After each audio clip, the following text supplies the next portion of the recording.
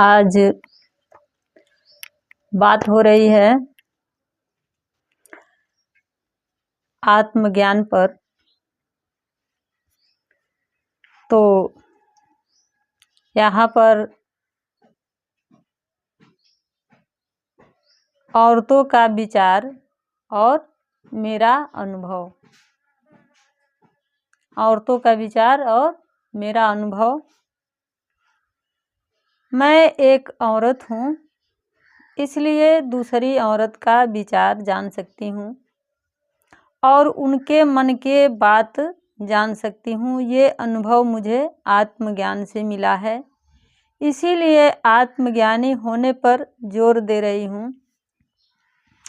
अब समझने की बात यह है कि एक औरत दूसरी औरत के लिए कैसे घातक सिद्ध हो रही है। आपने कहीं और कभी नहीं सुने होंगे कि ससुर और बहू में लड़ाइयाँ होती है हर घर में। आपने यही सुने होंगे कि सास और बहू में लड़ाई होती है। ये बात 99% सत्य है। ध्यान दीजिएगा, जब 4 औरतें एक साथ बैठकर बातें कर रही हैं, उसके बाद एक औरत उस 4 औरतों के बीच से चली जाती है, तब 3 औरतें जो बचती हैं वो एक औरत का बुराई करना शुरू कर देती हैं, जो अभी अभी इन्हीं 3 लोगों के बीच में से निकल कर गई है। इस तरह का भाव पुरुषों में नहीं होता है। एक बात है जो मुझे दिखाई पड़ता है, जैसे कि 4 लड़कियां एक साथ पढ़ रही हैं और उनमें से एक लड़की का नौकरी कहीं पर लग जा रहा है। उसके बाद 3 लड़कियां जो बची हैं, उस एक लड़की पर खुश होने के बजाय गंदा कीचड़ लगाना शुरू कर देती हैं। वो भी उनका खुद का कीचड़ नहीं होता है, वो कीचड़ भी उन्होंने इसी समाज से उधार में लेकर उस एक लड़की पर लगाया जाता है। उन 3 लड़कियों के माध्यम से जो कुछ महीने या कुछ दिन पहले एक साथ रहा करती थी। कीचड़ का मतलब ज़मीनी कीचड़ मत सोच लीजिएगा, ये वो कीचड़ है जो गंदा सोच के आधार पर मुंह से गंदा गंदा शब्द निकलने लगता है। मेरे नज़र में इस तरह का भाव लड़कों में नहीं है। मेरे नज़र में देखा जाए तो एक बात और आ रही है, जो कि ज़मीनी बात नहीं है, वो बहुत ऊंची बात है। ऊंची विचार को जानने के लिए साफ मन का होना बहुत ज़रूरी है, तभी हम देख पाएंगे ऊंची विचार को। कहने का मतलब ये है कि सबसे पहले तो हम इंसान, उसके बाद महिला हैं या पुरुष हैं। दुनिया में भी देखा जाए तो 2 ही प्रकार के लोग हैं, एक महिला और दूसरा पुरुष। तो मेरा विचार यही है कि अगर आपके अंदर हिम्मत है तो पूरी दुनिया आपकी है। तो यहीं पर फिर आपके तरह से एक सवाल खड़ा हो गया, आपके तरफ से एक सवाल खड़ा हो गया कि इतना बड़ा हिम्मत आएगा कहाँ से। तो मेरा जवाब है आत्मज्ञान से।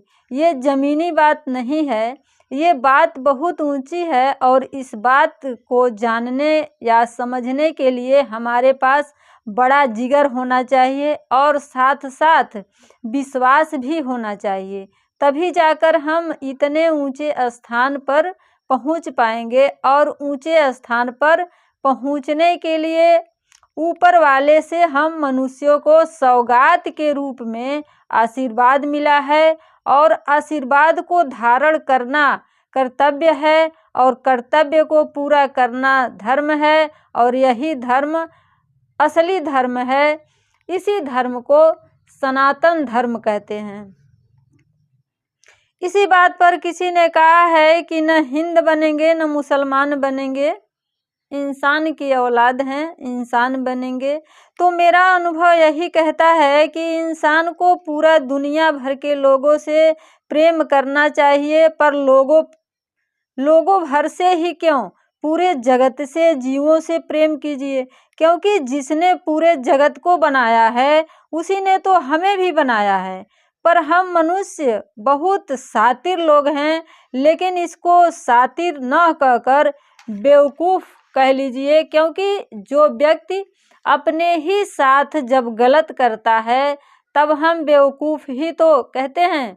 जैसे कि कालिदास जी जिस डाली पर बैठे थे उसी डाली को काट रहे थे, इसी प्रकार हम लोग भी हैं, जिसने पूरे जगत को बनाया है उसी के साथ गद्दारी करते हैं और हमें पता भी नहीं चलता है कि हम कर क्या रहे हैं और क्यों कर रहे हैं, और फिर इसी बेवकूफ़ी के वजह से जिंदगी भर दूसरों के इशारे पर नाचते रहते हैं। तो इसी बात पर मैं कहूँगी कि हम बड़े बेहोश लोग हैं और हम होश में तभी आएंगे जब हम आत्मज्ञान का रास्ता चुनेंगे, तभी होश में आने का संभावना है, वरना हम बेहोश ही पैदा होते हैं और बेहोश ही के हालत में ही मर जाते हैं। इसीलिए तो जीवन मरण का प्रक्रिया निरंतर चलता रहता है।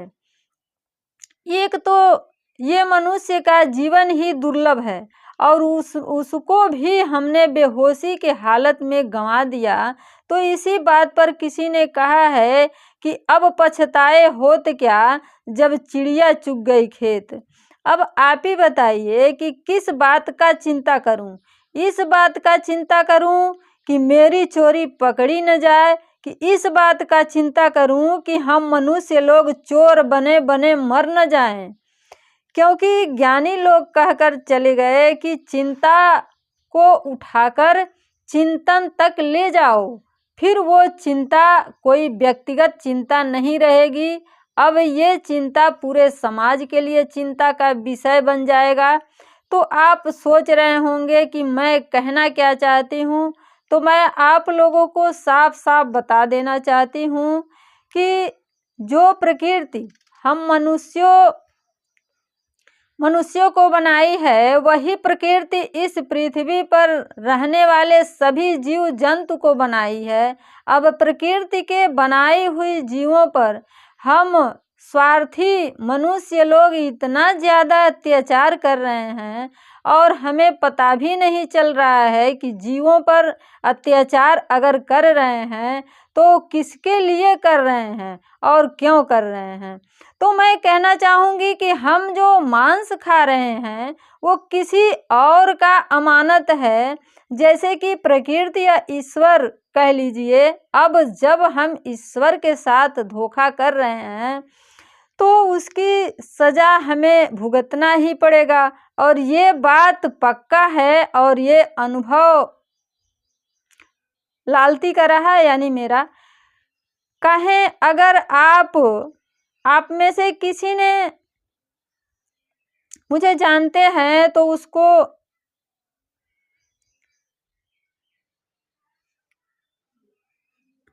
इसीलिए उसके मन में करुणा का भाव पैदा हो गया है, और यही करुणा का भाव रात को 12 बजे उठने पर मजबूर कर देता है। और ये मजबूरी चिल्ला चिल्ला कर यही कह रही है कि जिस रास्ते पर तुम गए हो वही रास्ता सत्य का मार्ग है। वही रास्ता मतलब आत्मज्ञान वाला रास्ता, वही रास्ता सत्य का मार्ग है। सत्य के मार्ग पर चलना हम मनुष्यों का कर्तव्य है और कर्तव्य को पूरा करना हमारा धर्म है, और यही धर्म असली धर्म है। यही जीवन अच्छा और सच्चा जीवन है। इस जीवन में मौज ही मौज है।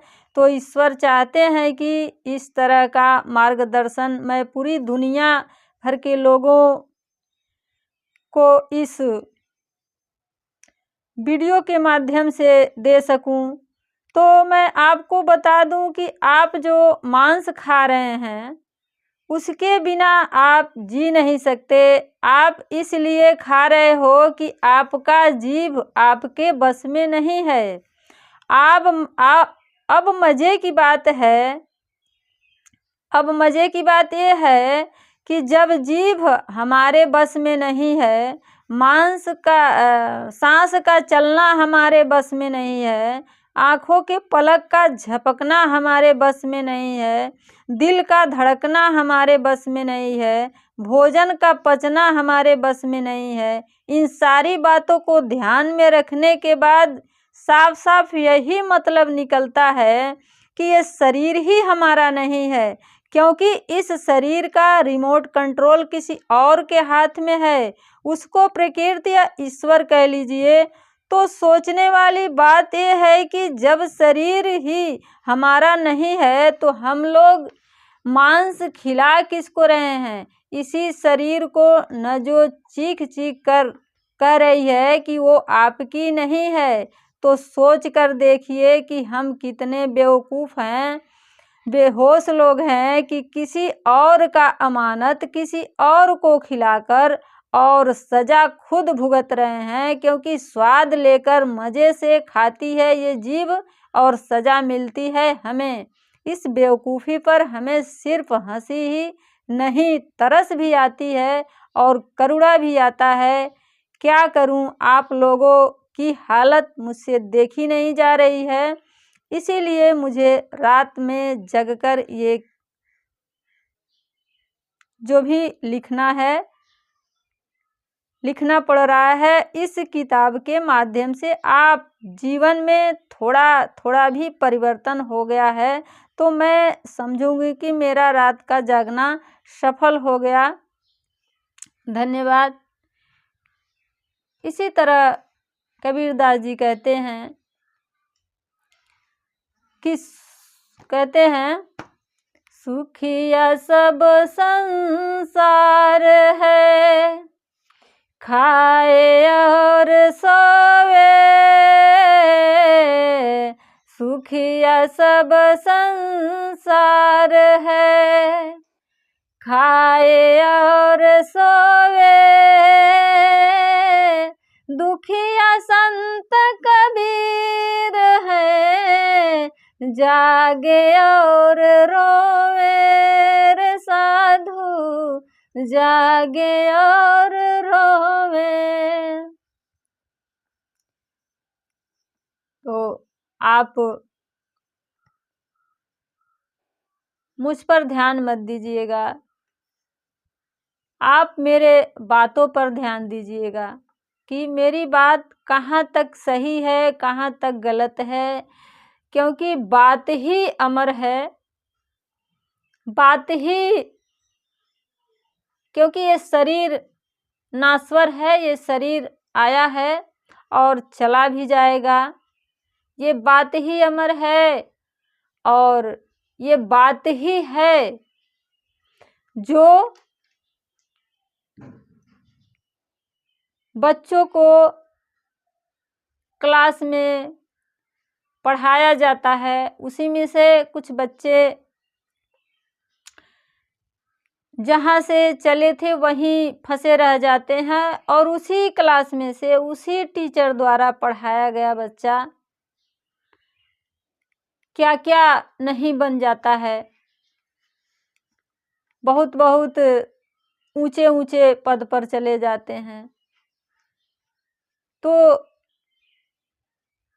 ये बात पर ध्यान दीजिएगा। जैसे ऋषि कहते हैं कि जितने लोग हमारे इस समाज में पाखंडी लोग हैं, जो लोग माला धारण कर लिए हैं, टोपी धारण कर लिए हैं और वस्त्र धारण कर लिए हैं, तो कहते हैं कि इनका अगर कोई फोटो है तो इनका वो जितने भी ऊपर वाले आवरण चढ़ा रखे हैं, जैसे माला, दाढ़ी, बाल, ये सब हटा दीजिए, कपड़ा भी हटा दीजिए, पैंट शर्ट पहना दीजिए साधारण, और फिर उनकी बात आपको सुनने का मन नहीं करेगा। क्यों नहीं मन करेगा?